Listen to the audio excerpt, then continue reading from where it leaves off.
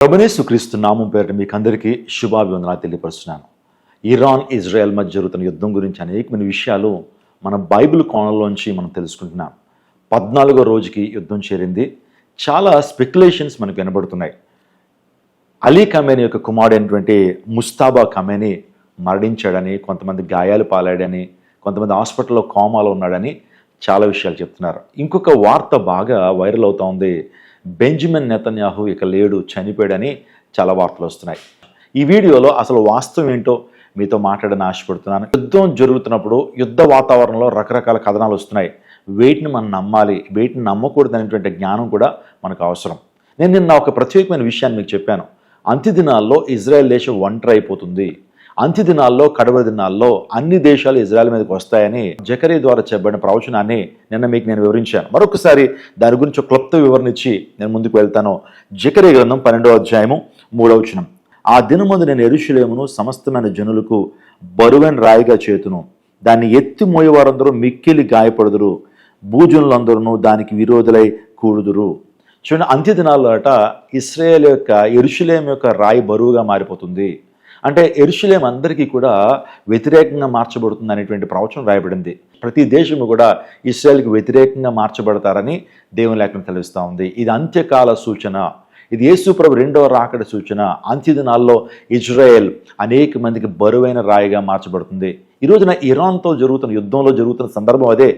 Israel దేశం ఇప్పుడు అనేక మందికి బరువైన రాయిగా మార్చబడుతుంది. అనేక మంది ప్రశ్నిస్తున్నారు, ఎందుకు యుద్ధం? ఈ యుద్ధం ద్వారా అనేక దేశాల్లో చమురు రేట్లు పెరిగిపోతున్నాయి, నిత్యావసర వస్తువులు పెరిగిపోతున్నాయి, ఆర్థిక మాంద్యాలు వస్తున్నాయి. చూడండి, ఎప్పుడైతే చమురు రేట్లు పెరిగిపోయినాయో, ట్రాన్స్పోర్ట్ ఎప్పుడైతే పెరిగిందో నిత్యావసర వస్తువులు విపరీతంగా పెరుగుతాయి. ఆ తర్వాత స్ట్రైట్ ఆఫ్ హార్మూజ్ అనేటువంటి సమస్య ఏర్పడింది యుద్ధం ద్వారా. ఇరాన్కు ఉన్నటువంటి ఆ యొక్క చమురు వెళ్ళేటువంటి ఆ మార్గాన్ని వారు ఎప్పుడైతే నిషేధించారో, ఇంకా ఏ నౌకలు వెళ్ళకూడదని ఎప్పుడైతే చెప్పారో, ప్రపంచవ్యాప్తంగా చమురు అనేది ఇంకా ట్రాన్స్పోర్ట్ అవ్వట్లేదు, అనేక దేశాలకు వెళ్ళట్లేదు. కాబట్టి ప్రపంచ దేశాల్లో భయంకరమైనటువంటి ఆర్థిక సంక్షోభాలు వస్తున్నాయి.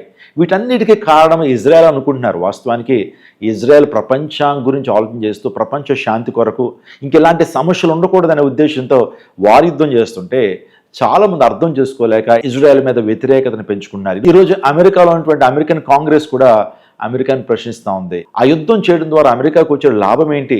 మనం ఆర్థికంగా చాలా నష్టపోతున్నామని చెప్పి ప్రొటెస్టులు చేస్తున్నారు అమెరికాలో. మీరు ఆలోచించండి, వ్యతిరేకత గురించి దేవుని లేఖనాలు చాలా స్పష్టంగా రాయబడింది.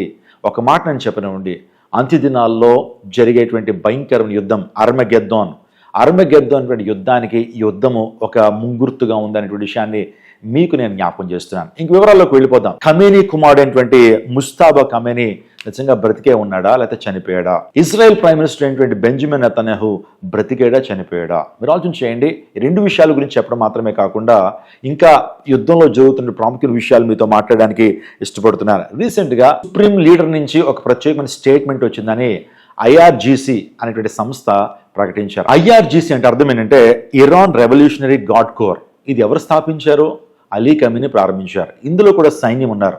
కానీ ఇరాన్ దేశానికి కూడా సైన్యం ఉన్నారు. అఫీషియల్ ఆర్మీ అది 8 lakhs పీపుల్ ఉంటారండి. అలీ ఖమేనీ చనిపోయిన తర్వాత ఈ భయంకరమైన దాడులు ఎవరు చేస్తున్నారంటే ఇజ్రాయెల్ ఆర్మీ చేయట్లేదు, IRGC అనేటువంటి ఈ టెర్రరిస్టిక్ గ్రూప్ చేస్తున్నారు. వెరీ రీసెంట్లీ ఒక ప్రత్యేకమైన ప్రకటన ప్రపంచానికి ఇచ్చారు. అదేంటంటే వారు సుప్రీం లీడర్ అయినటువంటి ముస్తాబా ఖమేనీ ఇచ్చిన స్టేట్మెంట్ అని చెప్పి ఒక ఆడియో క్లిప్ ఇవ్వలేదు, ఒక వీడియో క్లిప్ ఇవ్వలేదు, కానీ ఆయన రాసినటువంటి ఒక దాన్ని వారు చదవడం ప్రారంభించారు. అంటే ఆ నోట్లో ఏం రాయబడిందంటే, మేము ఉపేక్షించము, మేము అమెరికాని ఇజ్రాయెల్ని ఉపేక్షించము, స్ట్రైట్ ఆఫ్ హార్మూజ్ని టోటల్గా మేము హస్తగతం చేసుకుంటాం, మా కంట్రోల్లోకి తీసుకుంటాం, పర్మనెంట్గా మా హస్తగతం చేసుకుంటామని ఒక వివరణ ఇవ్వటం జరిగింది. ఆ తర్వాత అమెరికా సైనిక స్థావరాలు ఏ దేశంలో ఉన్నా సరే ఆ దేశం మీద మేము దాడి చేస్తామని చెప్పి వారు అనౌన్స్మెంట్ ఇవ్వడం జరిగింది. మూడోదిగా, మా వాళ్ళు కాచిన ప్రతి రక్త బొట్టుకి మేము ప్రతీకారం తెచ్చుకుంటాం అమెరికా మీద, అమెరికన్ అసెట్స్ అన్ని కూడా పాడు చేస్తాం, వారు ముందుకు రావడం జరిగింది.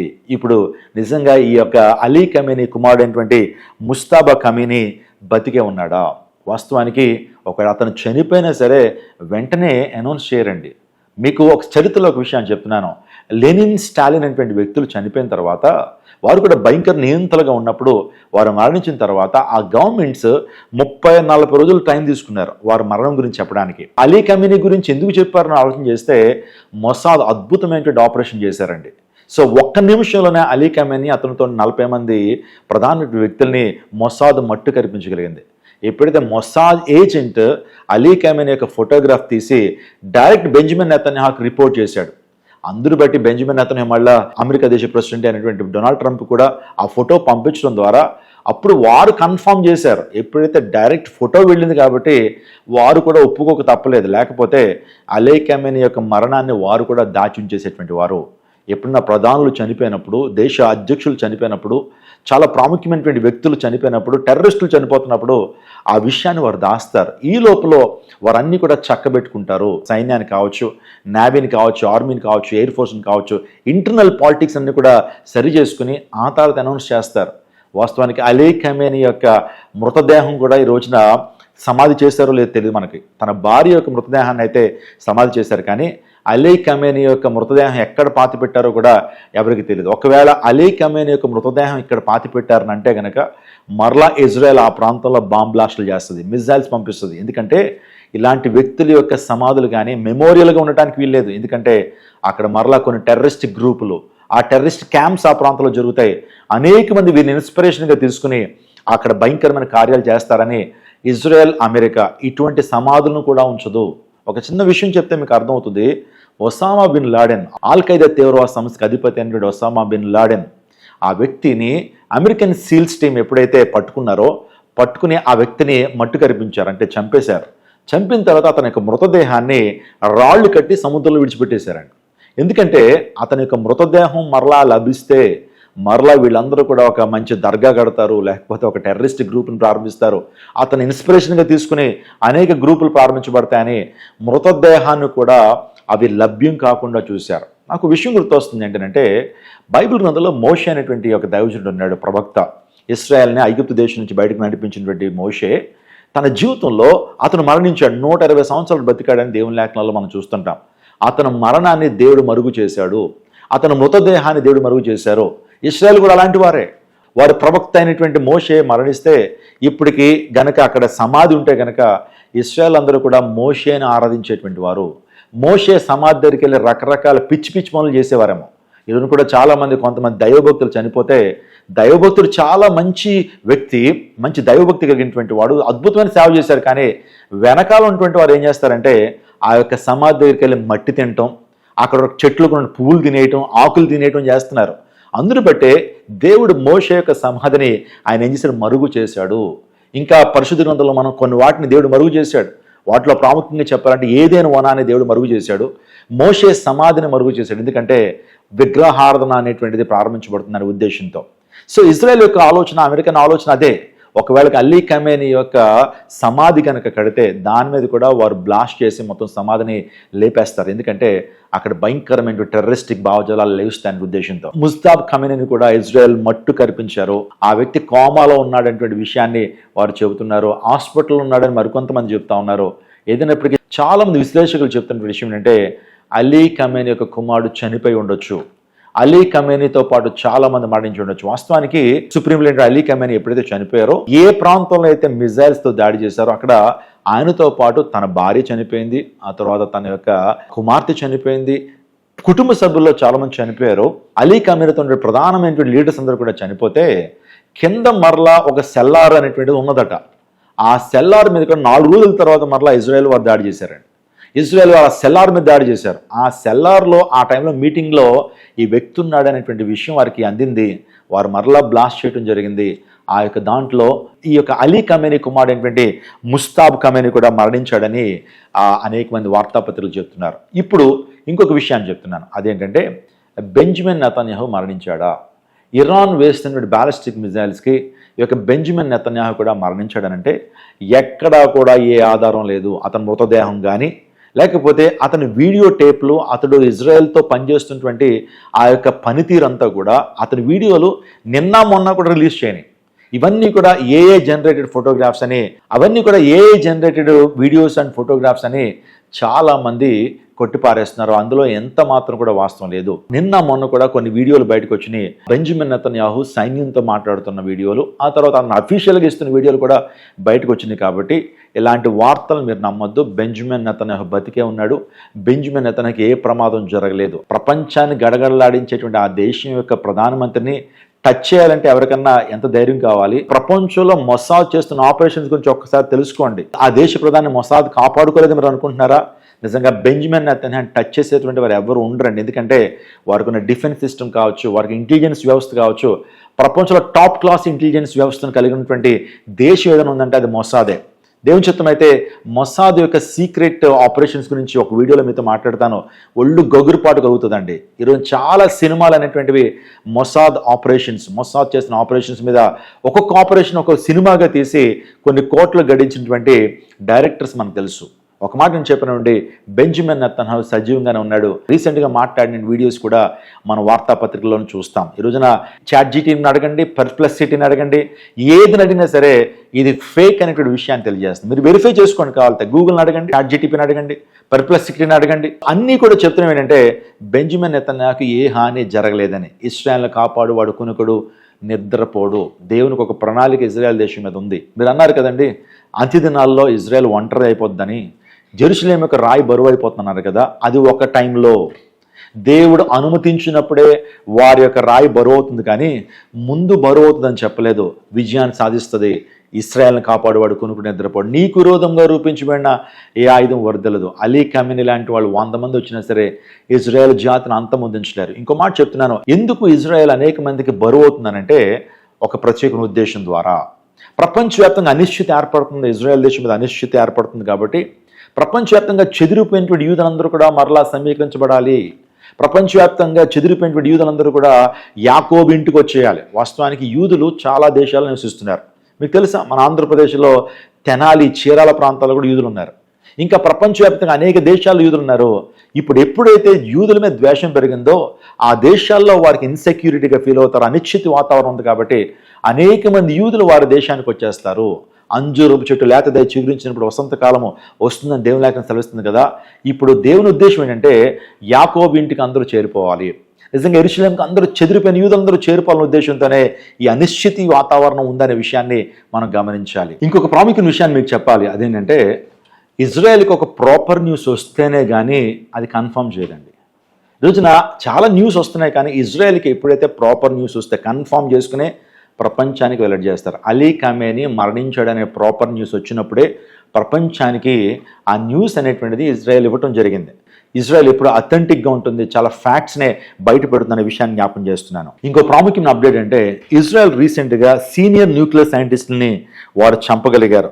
నిజంగా స్పెసిఫిక్గా కొడుతున్నారు, ఒక్కొక్కరిని పట్టుకుని కొడతా ఉన్నారు. 2024 or 25లో IRGC సుప్రీం లీడర్ అయినటువంటి కాసిం సులేమానీ ఇజ్రాయెల్ మట్టు కనిపించారు. ఒక ప్రీసైజ్ ఇంటెలిజెన్స్ ఇన్ఫర్మేషన్ వారు కలిగి ఉండి వారు అద్భుతమైనటువంటి ఆపరేషన్స్ వారు జరిగిస్తున్నారు. అంత జ్ఞానం ఎవరిచ్చారు వారికి? చాలా మంది మొసాద్ చాలా అద్భుతమైన జ్ఞానం కలిగినటువంటి వారు ప్రపంచంలో గొప్ప ఆపరేషన్లు వారు చేస్తున్నారు. వారికి తిరుగులేదని మాట్లాడుతున్నారు. వారి వెనకాల ఎవరున్నారు?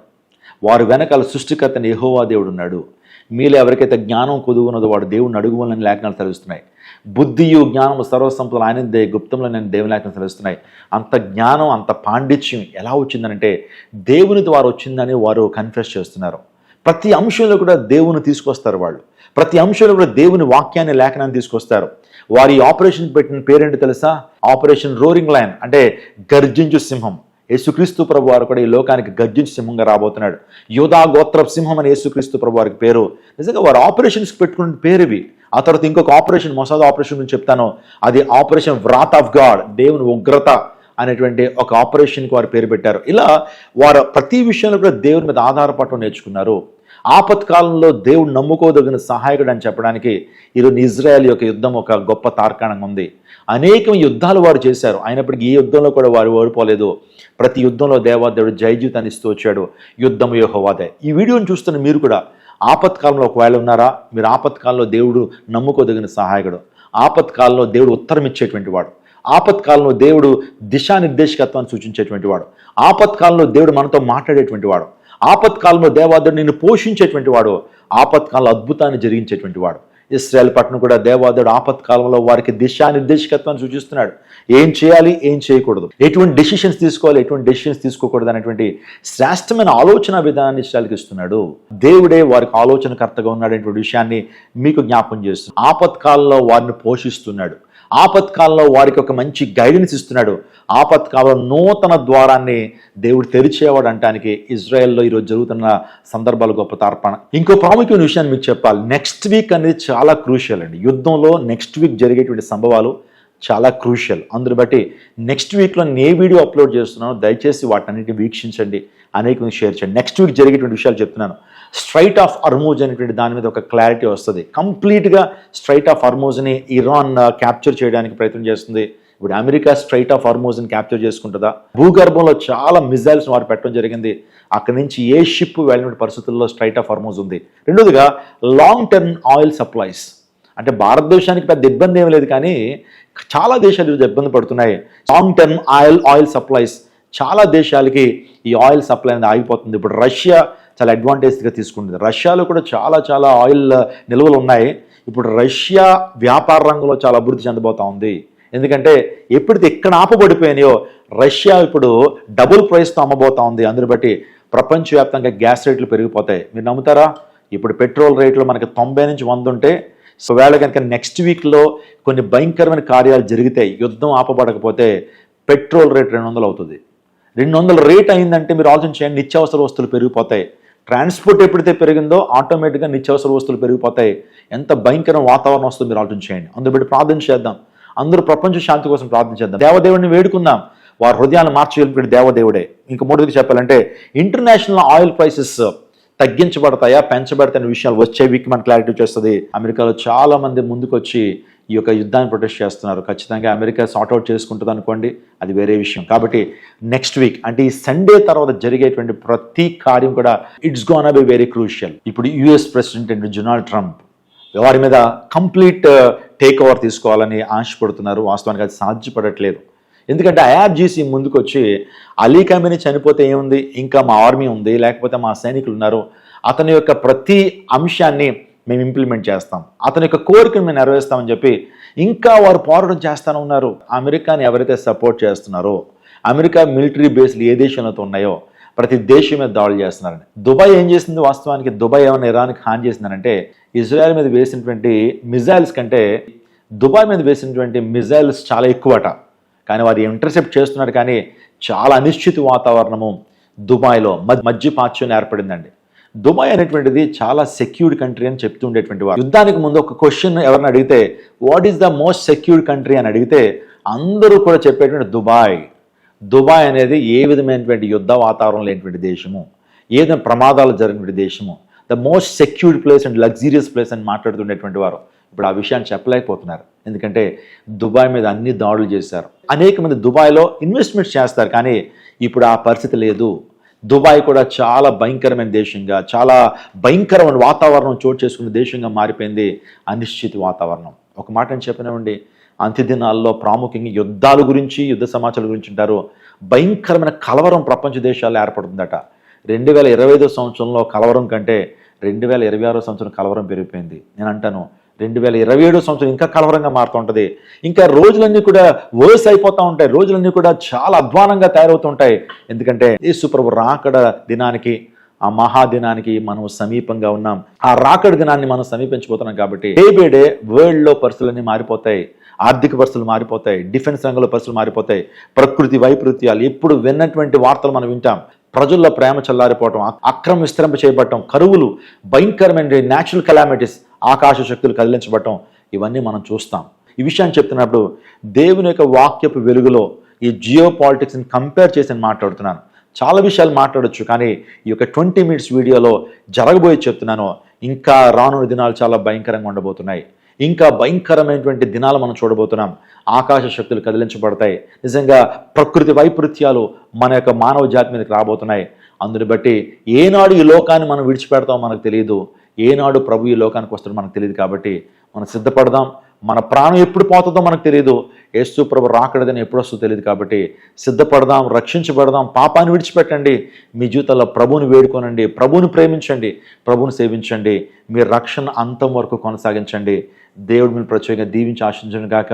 ఈ వీడియో చూస్తున్న వారు ఇంకా రక్షణ పొందకపోతే, ఈ వీడియో చూస్తున్న ఇంకా మారు మనసు పొందకపోతే, ఇదే మిక్కిలి అనుకూలమైన సమయం. ఈ వీడియో అయిపోగానే మీరు ఒక చిన్న ప్రార్థన చేయండి. యేసయ్యా, నా జీవితాన్ని నీకు సమర్పిస్తున్నాను, నేను చేసిన ప్రతి పాపాన్ని క్షమించండి, నీ శిలువ రక్తంలో ప్రతి పాపాన్ని కడగండి అని ఒక చిన్న ప్రేయర్ చేస్తే చాలు. యేసు ప్రభు నిన్ను రక్షిస్తాడు. ఆ మహాభయంకరమైన దినం నుంచి నిన్ను రక్షిస్తాడు. ఆ రెండవ రాకడలో నువ్వు ఎత్తబడేటువంటి గుంపులో ఉంటావు, సిద్ధపడేటువంటి ఆ సంఘంలోనే ఒక సభ్యుడిగా ఉంటావు. అటువంటి కృప దేవుడు నీకు అనుగ్రహించును గాక. ఇంకా చాలా వీడియోస్ మీకు అందిస్తాను నేను యుద్ధం గురించి ప్రతి అప్డేట్స్ మీకు ఇవ్వాలని ఆశపడుతున్నాను. మా కొరకు, మా టీం కోసం ప్రార్థన చేయండి. దేవుడు మిమ్మల్ని, మీ కుటుంబాన్ని ప్రత్యేకంగా దీవించి ఆశీర్వదించును గాక. ఆమేన్.